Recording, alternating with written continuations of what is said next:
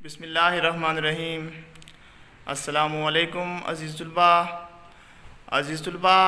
آج میں ایک نئی ویڈیو کے ساتھ آپ کے سامنے موجود ہوں، جس میں آج ہم بات کریں گے۔ ہمارا آج کا لیکچر نمبر ہے 26 اور ہم بات کریں گے نظم اور غزل میں فرق کے بارے میں۔ تو آئیے ہم دیکھتے ہیں نظم اور غزل میں جو ایک بنیادی فرق ہے وہ کیا ہے۔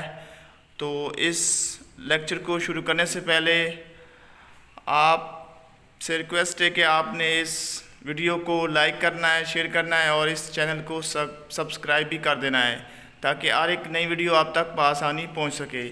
تو آئیے ہم دیکھتے ہیں نظم اور غزل میں جو ایک بنیادی فرق ہے اس کو دیکھتے ہیں۔ سب سے پہلے دیکھتے ہیں غزل کی تعریف دیکھتے ہیں۔ غزل کیا ہے؟ غزل عربی زبان کا لفظ ہے جس کے معنی ہیں حسن و عشق کی باتیں کرنا، سود کاٹنا، عورتوں سے عشقیہ باتیں کرنا، ہرن کی آہ، درد بھری آواز۔ غزل عربی زبان کا لفظ ہے جس کے معنی ہیں حسن و عشق کی باتیں کرنا، سود کاٹنا، عورتوں سے عشقیہ باتیں کرنا، ہرن کی جو آواز ہوتی ہے درد بھری جسے ہم آہ کہتے ہیں۔ اسی طرح دیکھیں غزل ایک مخصوص عناصر ترکیبی پر مشتمل ہوتی ہے جن میں قافیہ، ردیف، مقطع، مطلع اور تخلص شامل ہوتے ہیں۔ تو یہ تھی غزل کی تعریف۔ اسی طرح ہم دیکھیں نظم کی تعریف کیا ہے۔ نظم اشعار کا ایسا مجموعہ ہوتا ہے جس میں ایک مرکزی خیال ہو اور ایک ہی موضوع ہو اور کسی بھی عنوان پر لکھی جا سکتی ہو۔ نظم میں کیا ہے؟ نظم اشعار کا ایسا مجموعہ ہوتا ہے جس میں ایک مرکزی خیال ہو اور ایک ہی موضوع ہو، یعنی اس کا ایک ہی موضوع ہو اور اس کا کوئی نہ کوئی مرکزی خیال بھی ہو اور کسی بھی عنوان پر لکھی جا سکتی ہے، تو اسے کہتے ہیں نظم۔ تو آئیے اب ہم دیکھتے ہیں نظم اور غزل میں جو ایک بنیادی فرق ہے وہ کیا ہے۔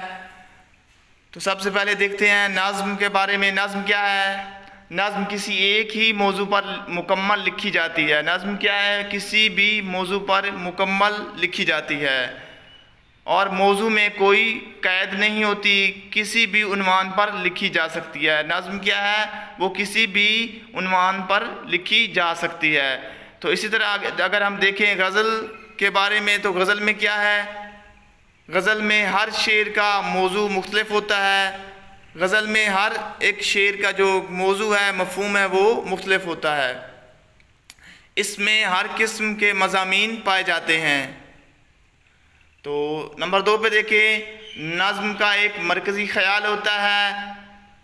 اگر ہم غزل کی بات کریں تو غزل کا کوئی مرکزی خیال نہیں ہوتا کیونکہ اس میں ہر ایک شعر کا اپنا مفہوم ہوتا ہے، تو اس میں کوئی کا مرکزی خیال نہیں ہوتا۔